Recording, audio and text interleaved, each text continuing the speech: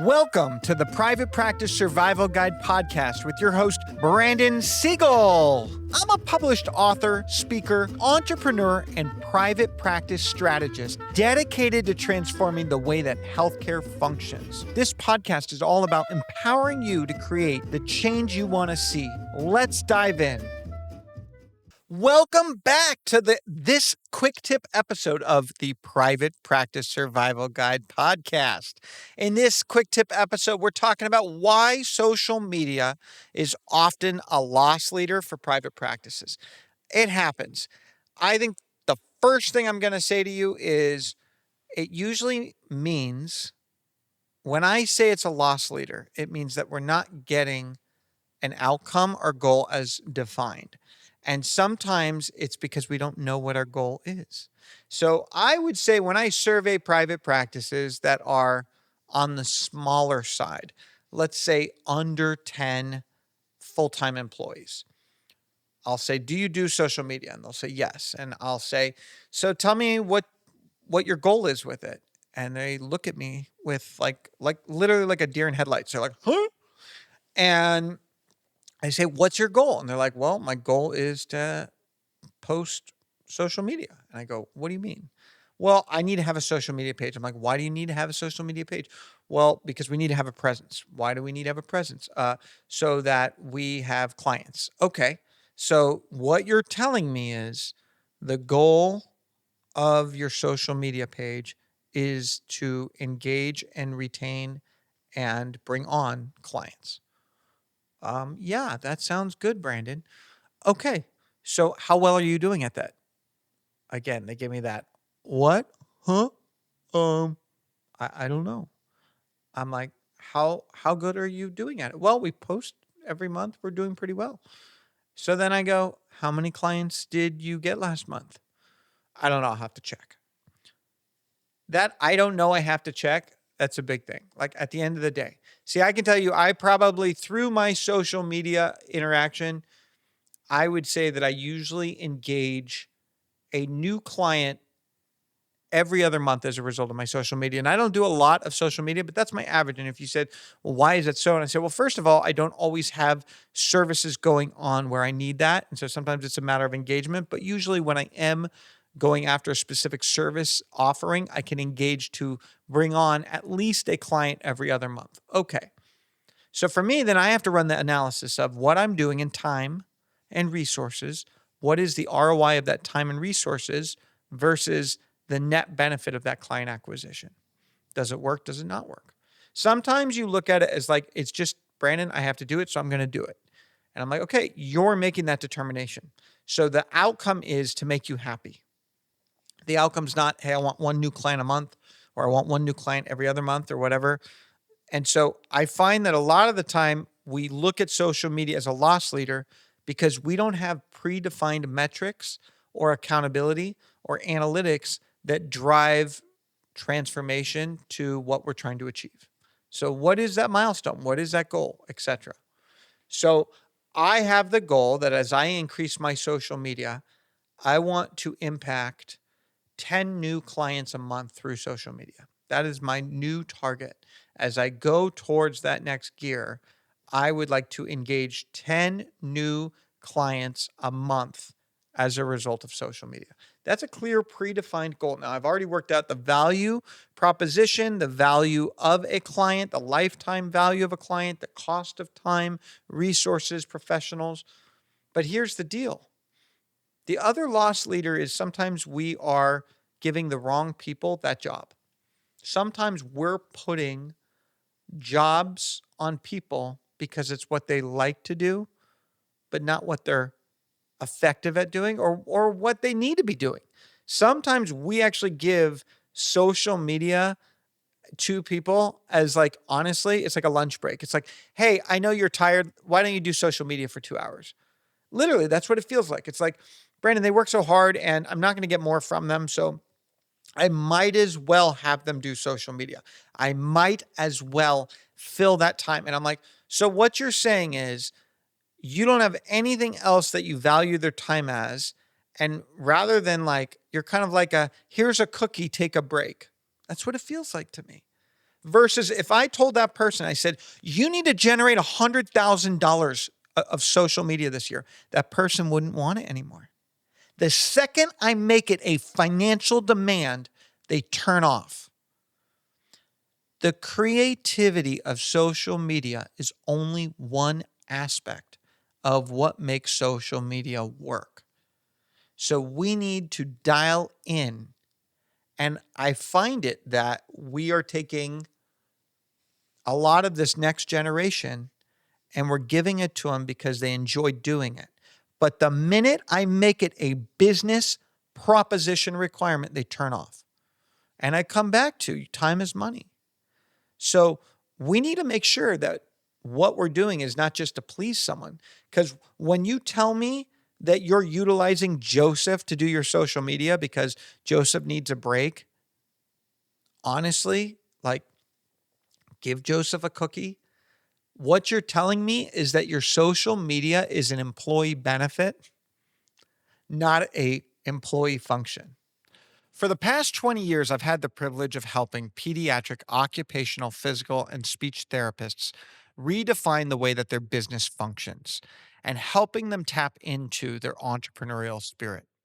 In recent years, I recognized a deficit, which was bringing private practice owners together with the vision of allowing them to connect, learn, and grow. And Growth Code Conference was born. From sunrise to sunset, we offer an opportunity for pediatric, occupational, physical, speech therapy private practice leaders and owners to connect, collaborate, learn, grow from yoga to breakfast to lunch to coffee carts and more. We take you to another world where you are inspired, where you feel empowered, and where you are able to grow to the next level so that we all can change the world one child at a time. So you got to ask yourself, are you creating social media for your private practice as an employee benefit to do or as an employee function? And here's my deal. Can they generate 10x revenue on 1 hour there versus 1 hour of patient care? Can they generate the equivalent of revenue in 1 hour of social media that they can in patient care? And I'm picking on this because I find it's typically either the scheduler or the clinician, the nurse, the therapist who's doing it. And I'm like, the scheduler, that scheduler has to be scheduling. Every minute they're not scheduling, there's money left on the table. And so I come back to every single employee wants to get paid. We need to play to the exchange opportunity. So the revenue is here, and I can justify you doing this, but this is the revenue we need to generate as a result of what you do. We need to put that accountability on it. And if they don't like that, if they're just like, I just enjoy creating in Canva and making pretty colors and videos and coming up with fun content, and that's great, but unfortunately, it might be my 12-year-old that's watching it, not your ideal client. So look at the loss leader of time. Look at the loss leader of expenses. Look at putting it, and honestly, I want your person who wants to do social media, here's a challenge for you. Whoever's doing social media in your practice, I want them to write a business plan for the social media.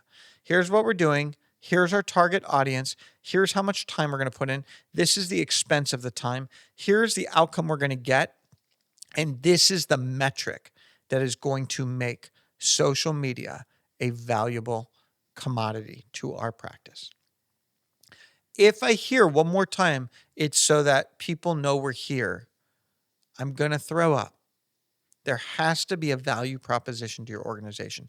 There has to be a true outcome beyond just so that we have a page. Really create an expectation. And the only reason why we don't create expectations is because we don't believe in it. So I believe in it and I believe it can do it for you, but I want to make sure you understand what is that value proposition. And I want to make sure that you listen or watch my episode on marketing budget.